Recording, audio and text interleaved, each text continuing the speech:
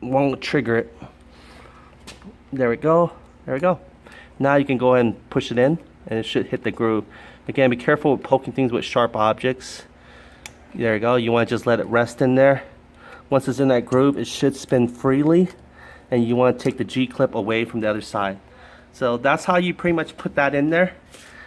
And now you can push everything back in. I'm going to go and bring it back to this side so you can see me resuscitate this back into its cylinder housing.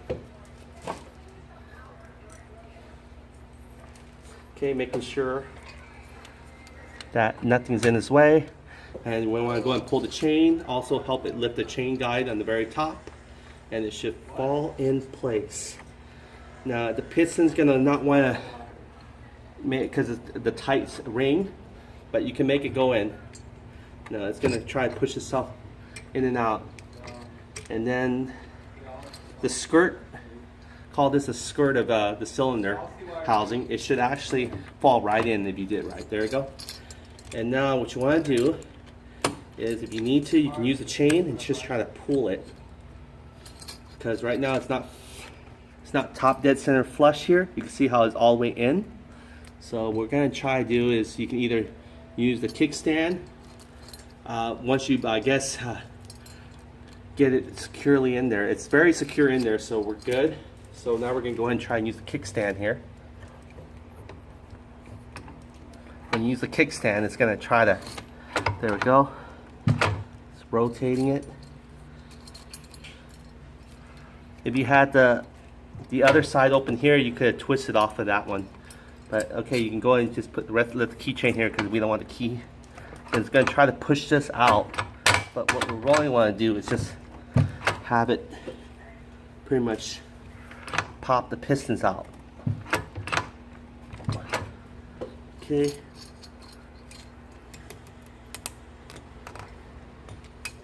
There we go.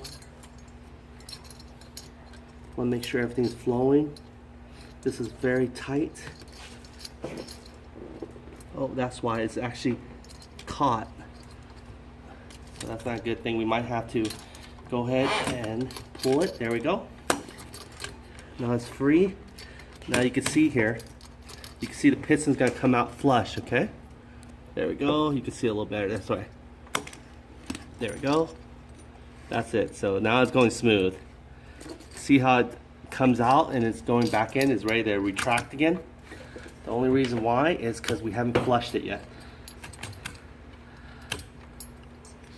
And we don't, let's see if I can do it this way easier.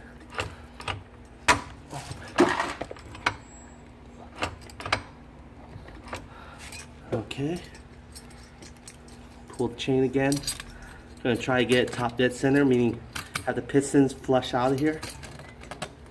And right now it's not gripping the group because there's no chain tension on it. So I'm actually having to do it myself to make sure it falls into the groove. Okay.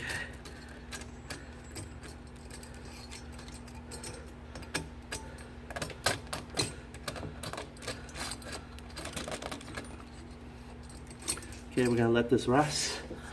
I'm gonna try to see if we can use a kickstand. Oh, there we go, a little too much there. But we can just do it this way. Once it comes out like this, we can go ahead and force it into the groove. And then we can go ahead and make sure we hold our chain tight. And let's get the skirt back in.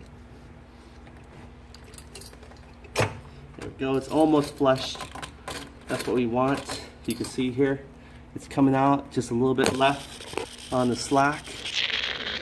And we're almost getting it. Okay, there we go. Kind of get back to resolution here. Okay. So there we go. Let's go and get it flush. There we go. Now that's your dead center. So I kind of went a little bit over, so we have to re-rack it back. Now, you be careful with that. If you do that, that means your chain is being kind of compromised. So you want to make sure that this chain is allowing itself to actually flow with the gears that are inside of it. Because the gears look like it's grinding on the chain. Okay, so you want to make sure you get back your gears or your chain out because the gear looks like it's forcing it. So the chain should be very much in slack. Okay, let's do it again. Almost. There we go. That's it. So you want to stop there once you get to that point. So you can see here we use pretty much a thinner gasket versus a thick one. So that means it's going to be closest possible to the cylinder head. And then we're going to go ahead now and install our new NCY cylinder head. Here you can see here. I just want to show you the difference between this old cylinder head and the new one. See, the old cylinder head, pretty much only difference is that it's actually the same size, but what they did was they kind of grooved this a little bit more. And you can see here with the new NCY cylinder, the grooves are much more deeper in. So we're going to go install this one as well. And again, we're going to go ahead and use the gasket that's available. And this one will take the metal gasket. And again, it only goes so one direction. And you'll start noticing which direction because the longer nose part, I call it, points downward. And then we're going to go and feed the chain, and we're going to put the dowel pins. And I think we got pretty much the toughest part out of the way. It's pretty much just setting everything up from the cylinder housing and the cylinder piston. So there we go. Everything's going smoothly. And we're going to go ahead and grab some more dowel pins here. And you're going to see just come and slide it in. Again, these are called guiding pins, dowel pins. They're 10 millimeters. Don't mistake them for the 8 millimeters, which are a little bit more smaller. And they're only used pretty much for the CVT cover, as well as the transmission cover on the very back here. They're only used for all those back areas over there, as well as some here in the flywheel pretty much area for the stator. So they're going in. There it is. Now this is again a 61 millimeter, and the piston itself is about 65. What makes it 61 is the rings that decompresses when it gets in there, so it makes it perfectly fill in any kind of imperfection gaps. So now the dowel pins are in there. We're going to put another dowel pin. It's going to have a total of the same amount, and it's going to go, I think this is going to be crisscross, and it can only fit or not fit. And this does not take a dowel pin, even though it looks like there's a gap there. So only 2 dowel pins per pretty much lap. So you can also spray this with copper spray as well, or you can use either one. You can use this one right here. It's going to be a little bit more harder to clean up when you have to scrape it off. The copper spray one just pretty much stays on to the gasket itself, and you could probably have to scrape a little bit, but not much. So this is much more cleaner, I think, easier to apply. You just pretty much just give it a whip and then you just spray it. Don't spray it while the engine's on. You take this off maybe to the back with a cardboard underneath it and just kind of like spray it over like you're just trying to, you know, primer it. That's all you really want to do. You're not painting it, just kind of prime a little bit of it. And it will coat it with that copper, the same as this one right here. So now we got that on there. We're ready to go ahead and install our NCY cylinder. Again, you can interchange them. This is the Taida now with a forged piston, and we're using it with an NCY cylinder. So here we go. Opening up, beautiful cylinder. And don't forget to take the exhaust pins from your old one back. If you haven't, it says NCY there, you can see. It's kind of a light coat, and it comes with those default kind of a blue springs tensions.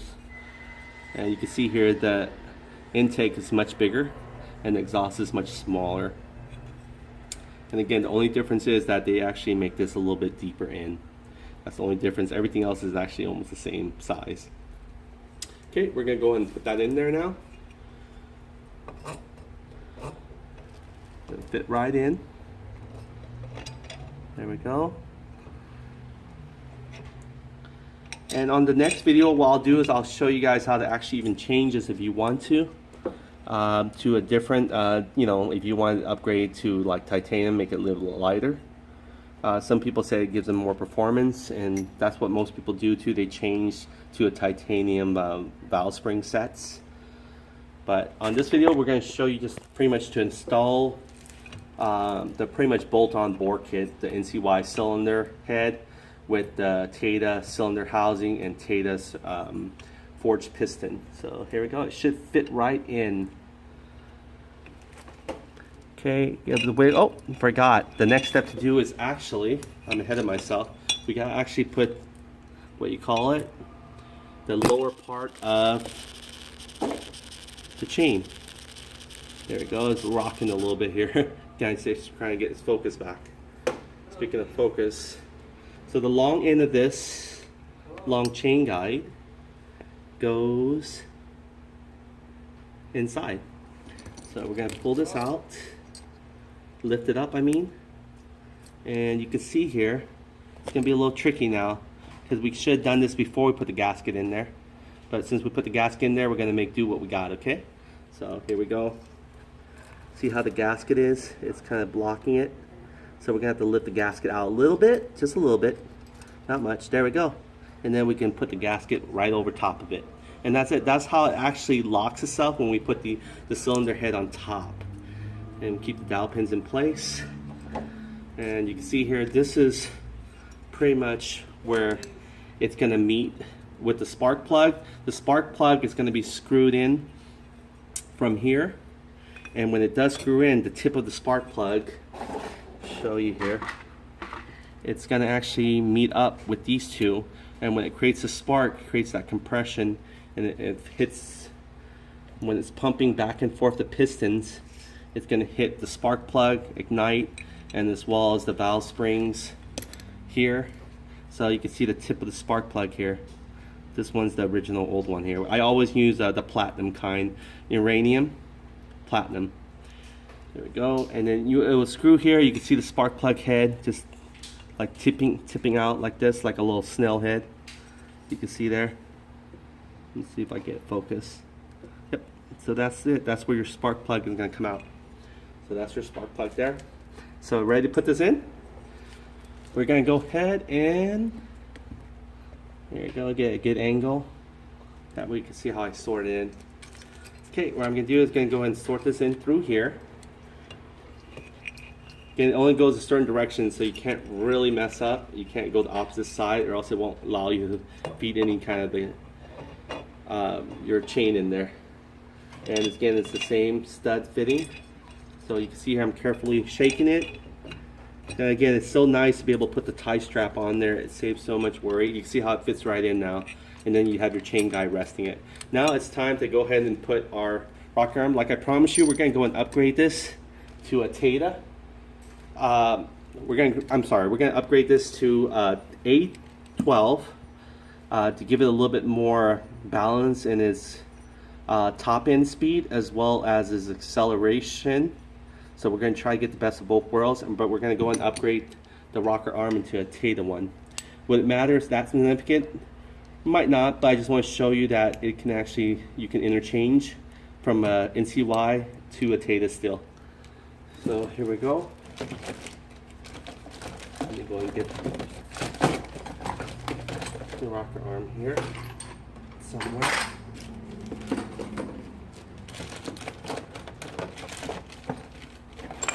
Okay, let's see if I might have brought it with me. If I don't, then we'll make do what we have.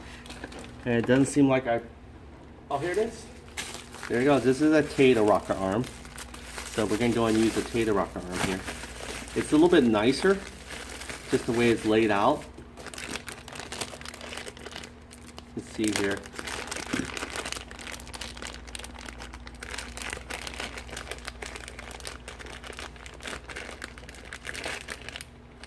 Very cool.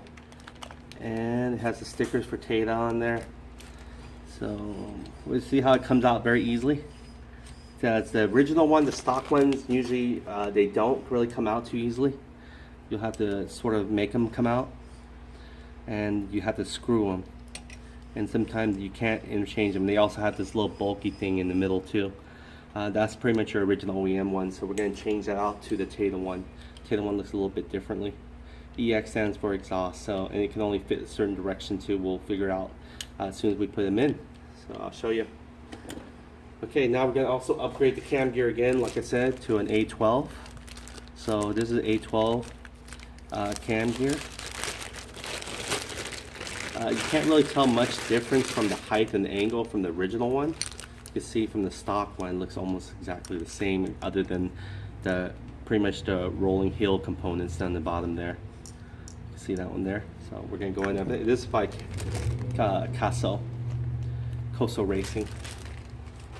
Okay, so we're gonna go ahead and put that in there. Again, we want to actually try to go and aim it for where it should be, and we want to make sure that this chain is actually locked into the gear of the shaft there. So there we go. Want to make sure everything is in line. Now we can go ahead and start thinking about cutting this open, the tie strap, because we won't need it anymore. Okay, so it's not locked into the groove. If it does lock in the groove, you can just kind of like, you know, give it a little ruffle in there, and hopefully if it goes back into the gear there, you'll be able to catch it.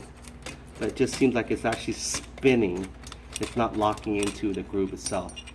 So what we're going to do now is just kind of tilt it a little bit vertical to have it lock into its groove. It probably needs a little lift. Careful lifting it, because you have still not secure components. So what I'm doing is, you can see here, I'm lifting it, kind of lifting it vertical, using gravity to try to get this chain to sit in its back in its place. Okay, there it goes, catching onto something. You want to catch onto something, not have it spin freely like this, because if it's not catching onto something, it's just actually eating to the groove. Okay, so here we go. And if it's still not catching on, what you can do is just go ahead and take it all apart again. But a little bit harder, of course, because now you have to spend time making sure that it hits the groove. But just for demo reasons, okay, I'm going to go ahead and put this in now. We're going to go ahead and put our new cam gear. Now it's a good time to go ahead and cut the tie strap out. You don't need any more. You already have it way out now. There we go. It's breaking free. You're free. But what's important is, though, you want to make sure, again, the big hole faces you, and these two ones are parallel and kind of flush along the line here, with your indicator there that's going to be top dead center.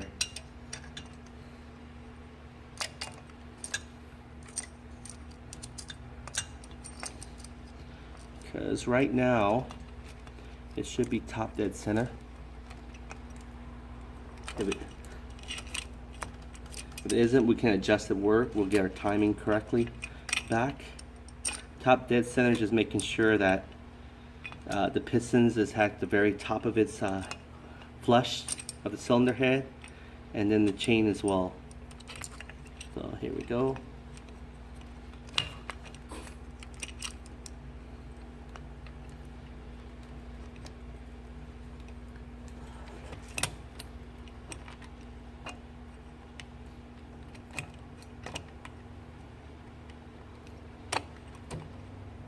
Okay.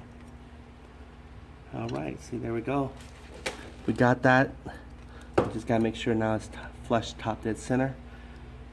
And again, it's not gonna be yet, so we wanna make sure we can take a peek where it's at before we actually flush it. So let's go and do that. We're gonna go and just kind of move this out a little bit. You can see here the piston's at top dead center already. See that the piston is still flush. It's not going anywhere. It's still flush right there from the cylinder housing. And we just want to make sure that the chain follows exactly the same way. And these chain guides are good to be able to make sure everything gets aligned correctly. There we go. Sometimes they stick on the cylinder head, which they should stick on the other side, but that's okay. They should just fit perfectly. Okay, so now we know it's actually flush. We're going to go ahead and put this in here.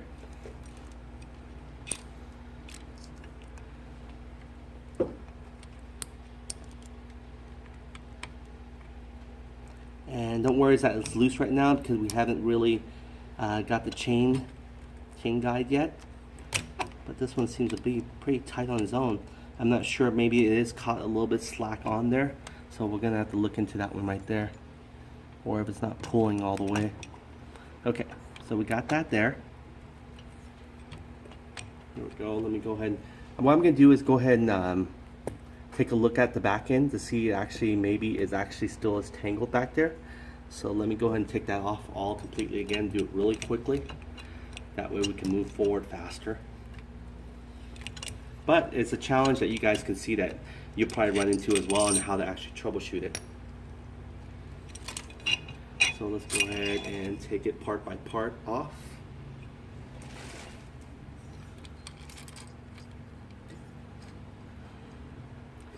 Okay, come on, chain. This chain looks like it's free. Free from the chain. Cool song.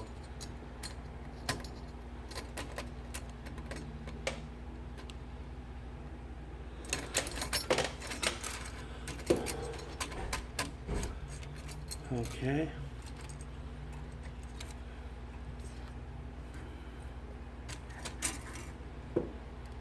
Getting close. We don't want to pull everything out, but we might have to. So we're going to go ahead and take a look at why the chain is not sitting correctly onto the crankshaft. I believe it might be the offset of putting it back in from, there we go. Okay. Okay, we can take this off right now. We're going to go and take everything off real quick here.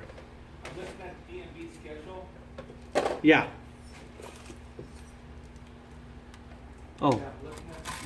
Okay, so that way, see, the chain is not really sitting in its appropriate slot there from the very end. You can see here.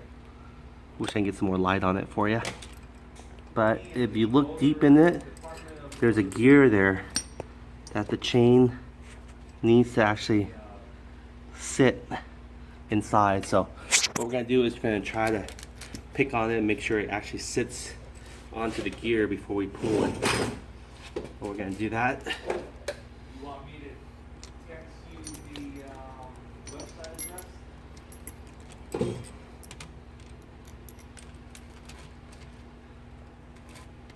Okay. All you gotta do is just use like a long screw or something like that, and just kind of help it. So once it gets into this groove, which I think this is it. There we go. There we go. Now it's in this groove. How Stella got her groove back. Okay, now it's in his groove, and we want to make sure it doesn't never fall off his groove again. So we're gonna make sure of that. There we go. Take it to the side. Okay, so it's 950. We're gonna go and put everything back in here. Yeah.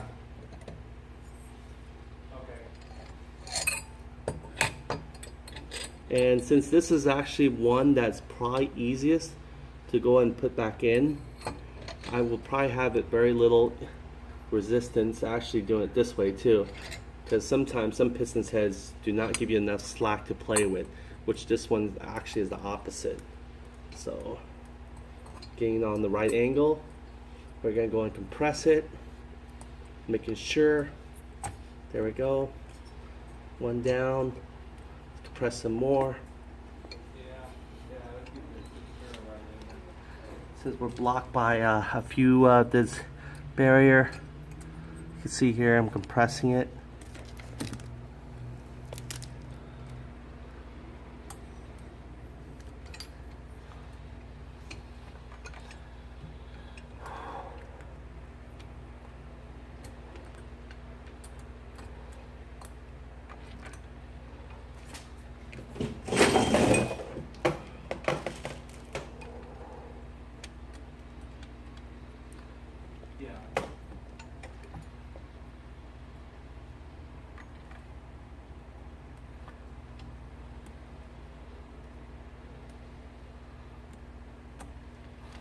Okay, so there we go. All right.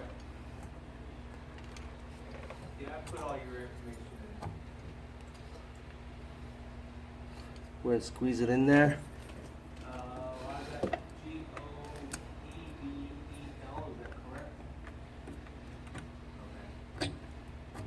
There we go.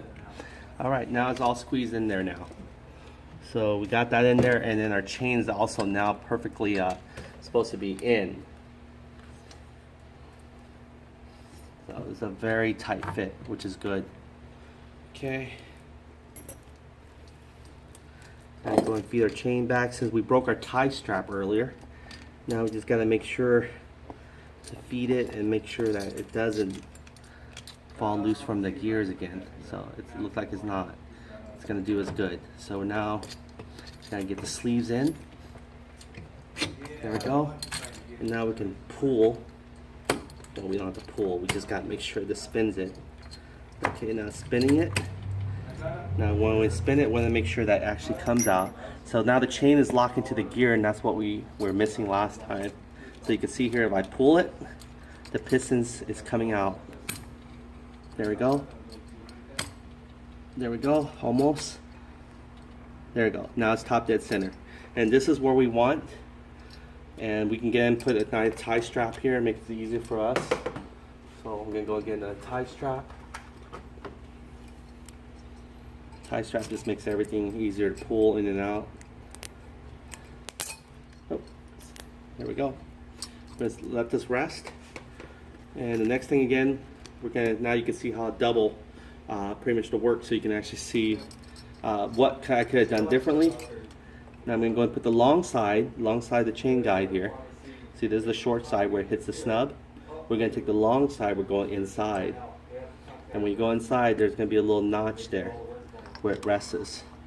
And that's it. And now we're gonna go ahead and put back our gaskets. I'm gonna put back the gasket here. Again, gonna be the long nose pointing outward, downward. And once you get the gasket spray on there, just enough coating the way you like it. There you go. Then we're gonna go ahead and put our pins. The pins might be stuck to our cylinder head, some of them. Yep, as I suspected it. So we're going to take it off from our cylinder head. There's one right there from our cylinder head here, and we're going to slide it back into its groove. There it goes. Now it will help make sure it guides it correctly. Again, the tie strap is very useful. If it wasn't for the case that the chain fell, we would have been done probably installing the rocker arm by now. But we wanted to troubleshoot it, and that's how you would troubleshoot it. So now we're going to go and slide in our cylinder head, our NCY cylinder head to our tin. See how it fits perfectly now. And then this should be enough slack here. So when we go and put in our pretty much our cam gear, it should be sitting wrestling perfect. Okay, again, we want to make sure that it's top dead center, which we already know. Now we want to make sure that our chain is pulled to its snuggest point. So what we can do is we can go, we still need to go ahead and cut the tie strap now. We don't need any more. There we go. Take the tie strap out. It's done its job to this point. Okay, now it's just up to us to make sure that we face the bigger circle facing us and the two small circles pretty much align. There we go, almost there. Again, this is real time, so it's not being paused anything, so you're going to be able to see exactly what's going on and how long it could possibly take if you run into some barriers. But it shouldn't take too much longer anymore. Now we just got to torque it to spec. Everything goes in. I can see now it's perfectly aligned. I'm going to pull this backwards so you can see from this side. So you got the Koso A12 facing the opposite direction, but this is the A12 cam gear here from Koso. Very nice, beautiful cam gear. Okay, now there's slack there enough. You can see here how it's parallel. These two are parallel to this right here. And the big circle is facing front to us. You know, people say it's the top, but I figured you're facing it, so it's front from you. Okay, so now what we're going to do is we're going to go and put our Taida rocker arm. And the Taida rocker arm, again, goes only a certain direction, so we don't have to worry. So here we go. The EX pretty much short for exhaust for the Taida rocker arm. And we're going to go ahead and put that on the bottom here. Since I disassembled it, you can see me actually try to go and put it together now. Here we go. It only goes a certain directions too, by the way. So we're going to go and put this in here. Take the rocker arm assembly. And we're going to do it one at a time. This one goes in here. So what we're going to do is just go and poke this right through. There we go. And it feeds in here. The reason why you know which size what is, big fact is though, see this right here? This doesn't have a gap in the hole, and this one does. So this, what that means is you're going to take the straight solid piece here instead of this little gap here, which is a little curve round. It's going to go on this side.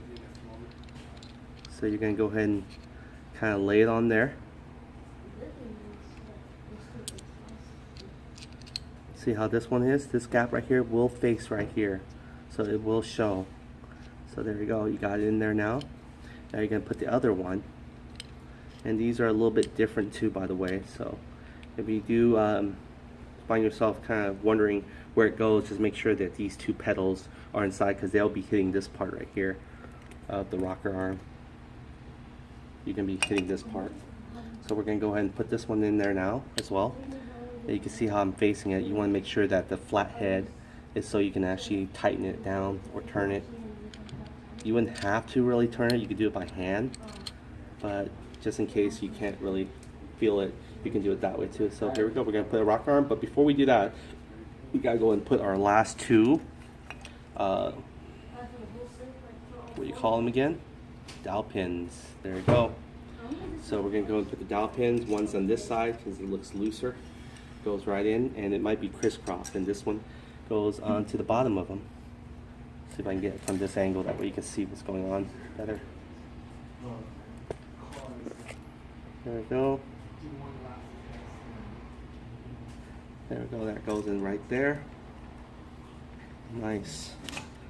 Fits right in. Kind of struggle a little bit. Okay, we'll put this in there here now.